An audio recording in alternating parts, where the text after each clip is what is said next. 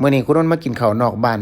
เจ้าของแต่ว่าเป็นบ้านนักเรียนครับในโครงการเยี่ยมบ้านเยี่ยมหอพักนักเรียนนักศึกษาซึ่งผู้บ่าวผู้สาวที่เห็นอยู่นี่ก็เป็นเด็กในสังกัดคุณนนท์นี่แหละครับเด็กในที่ปรึกษาสาขาวิชาการจัดการโลจิสติกส์ครับส่วนมากเพิ่นก็เป็นเด็กหอมาจากต่างอำเภอต่างจังหวัดก็มีบางคนมาไกลจากจังหวัดยโสธรครับนี่แหละเพิ่นว่าคันบ่ออกจากบ้านก็บ่เห็นดันแดนไกลครับออกมาลำมาเรียนมาศึกษาหาความรู้ลางคนเป็นหมู่เป็นพวกกันจากโรงเรียนเก่าก็หารค่าที่พักอยู่นำกันก็ซอยประหยัดค่าใช้จ่ายระดับหนึ่งอันนี้ก็เป็น3หนุ่ม3มุมมาอยู่บ้านหลังเดียวกันเป็นบ้านเช่านะครับแล้วก็หารายได้เสริมในการขายสินค้าออนไลน์การได้มาเยี่ยมบ้านเยี่ยมหอก็ถือว่าได้มาเบิ่งหม่องพักหม่องเช่าถามข่าวสารทุกข์สุขดีความเป็นอยู่ทางเทื่อทางคุณที่ปรึกษาหรือวิทยาลัยสิได้ซัพพอร์ตในส่วนที่เกี่ยวข้องต่อไปครับออกมาเยี่ยมหอพักตั้งแต่ช่วงเลิกโรงเรียนก็จนค่ำพอดีครับช่วงนี้แห่งค่ำเร็วก็เลยถามม่วนลูกชายว่าพักกันกินข้าวไปบ่คันได้กินว่าซั่นครับคุณนนท์ก็เลยเป็นเจ้าภาพแล้วแล้งไปนํกันในค่ำคืนนี้โชคดีว่าเงินในอากาศออกมื้อนี้ก็เลยได้เป็นทุนเป็นห้อนพอดีครับ